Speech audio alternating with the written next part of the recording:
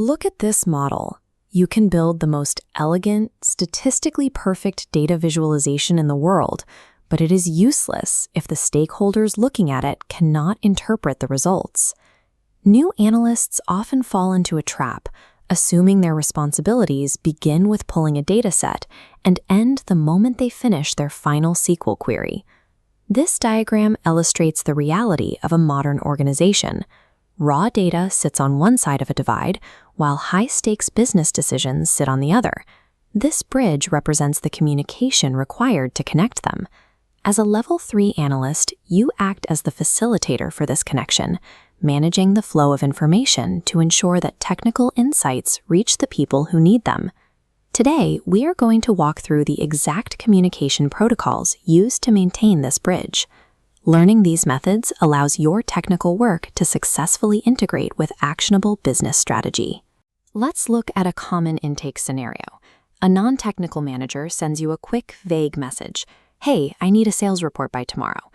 Enterprise procedures dictate specific communication methods for different scenarios, and your first step is selecting the correct response channel. For written coordination, you have distinct tools. Platforms like Slack or Teams are for rapid internal troubleshooting, while email is reserved for formal project documentation and external stakeholder correspondence.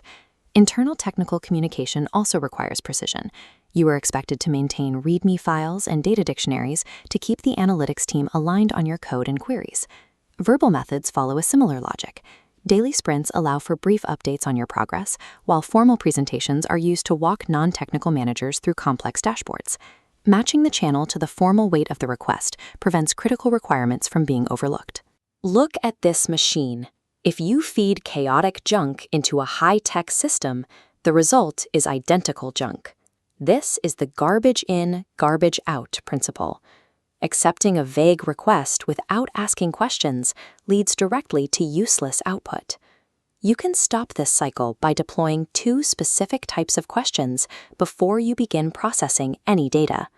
First, use clarifying questions to confirm existing facts and eliminate ambiguity in the request. This graphic shows a common point of confusion.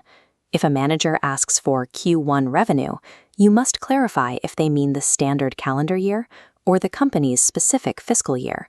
Once the facts are clear, use probing questions to uncover the deeper requirements behind the request. In this flowchart, a probing question might sound like this.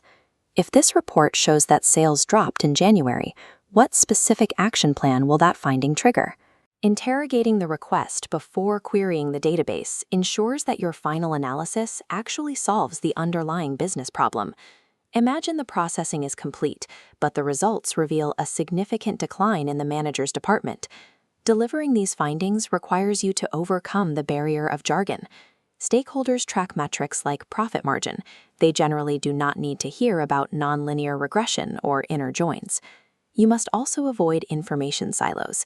If your findings impact other departments, you have a responsibility to share that data with them, rather than keeping it restricted to the original requester. This leads to the most important ethical standard in the workplace: neutrality. Neutrality means the data tells the objective truth, regardless of whether that truth aligns with what a manager wants to hear. This truth is maintained through transparency. You must always disclose the limitations of your dataset, including missing variables or potential biases. Prioritizing objective facts while adhering to strict confidentiality earns an analyst the long-term trust of the organization. Using these protocols allows your technical insights to directly influence the organization's high-level strategy. Now apply these methods.